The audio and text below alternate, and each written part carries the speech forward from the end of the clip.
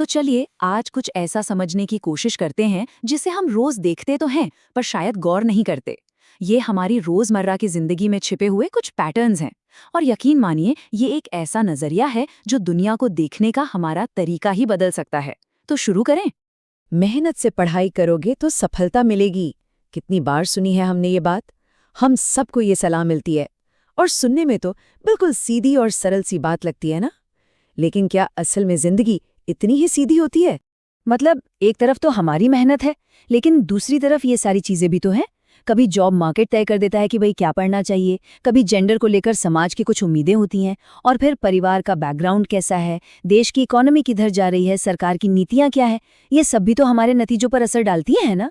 तो यहाँ एक बहुत ज़रूरी बात सामने आती है।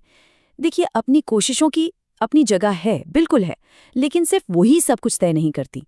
असल में हमारे जो पर्सनल फैसले होते हैं, हमारे जो रास्ते हैं, वो हमसे कहीं ज़्यादा बड़ी ताकतों से, मतलब सामाजिक ताकतों से तय होते हैं। और अच्छी बात यह है कि इन ताकतों को समझने का एक तरीका है। तो ये जो अदृश्य ताकतें हैं, इनको समझने के लिए ना हमें एक नया चश्मा चाहिए, एक नया औजार। तो चलिए दुनिया को देखने के इस नए तरीके को समझते हैं। और इसे कहते हैं समाजशास्त्रीय कल्पना।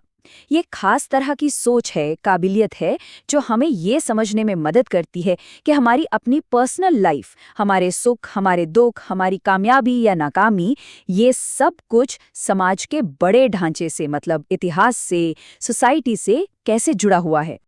इस कॉन्सेप्ट को दिया था समाजशास्त्री सी राइट मिल्स ने, और उन्होंने इसे बहुत ही बढ़िया तरीके से समझाया।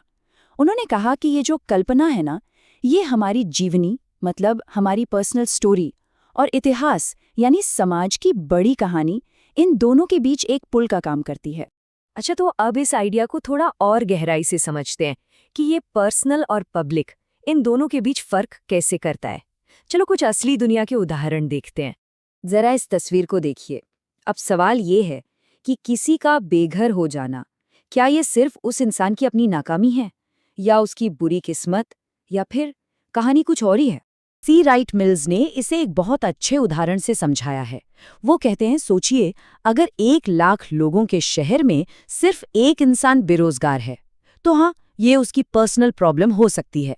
लेकिन अगर 5 करोड़ की आबादी वाले देश में 30 लाख लोग बेरोजगार हैं, तब ये किसी एक की परेशानी नहीं रह जाती।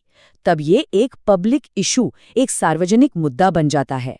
और तब इसका हल उस एक इंसान में नहीं, बल्कि समाज और अर्थव्यवस्था के पूरे सिस्टम में ढूंढना होगा। और यही तो सबसे बड़ी ताकत है समाजशास्त्रीय कल्पना की। ये हमें प्रॉब्लम्स को देखने का एक नया नजरिया देती है। हम किसी एक इंसान को दोष देने से हटकर उन सामाजिक ढांचों पर सवाल उठाना शुरू कर देते हैं जो असल में इन समस्याओं की जड़ हैं। अच्छा, समाजशास्त्र का ये जो तरीका है ना, ये हमारे रोज के कॉमन सेंस से बहुत अलग है। मतलब ये ऊपर ऊपर के जवाबों से आगे जाकर बिल्कुल गहराई में जाकर जांच पड़ताल करता है। चलिए गरीबी का ही उदाहरण लेते हैं। अब कॉमन सेंस क्या कहता है? यही कि लोग गरीब हैं क्योंकि वो आलसी हैं या काम नहीं करना चाहते। लेकिन एक समाजशास्त्रीय नजरिया इस पूरी बहस को ही बदल देता है। वो ये बताता है कि असली वजह तो समाज में मौजूद असमानता का वो ढांचा है जो बहुत से लोगों को एक ढंग का काम और अच्छी सैलरी के मौकों से ही दूर रखता है। और सबसे जरूरी बात यह है कि समाजशास्त्र सिर्फ सुनी सुनाई बातों पर नहीं चलता। ये सबूतों के आधार पर सामाजिक कारणों की खोज करता है।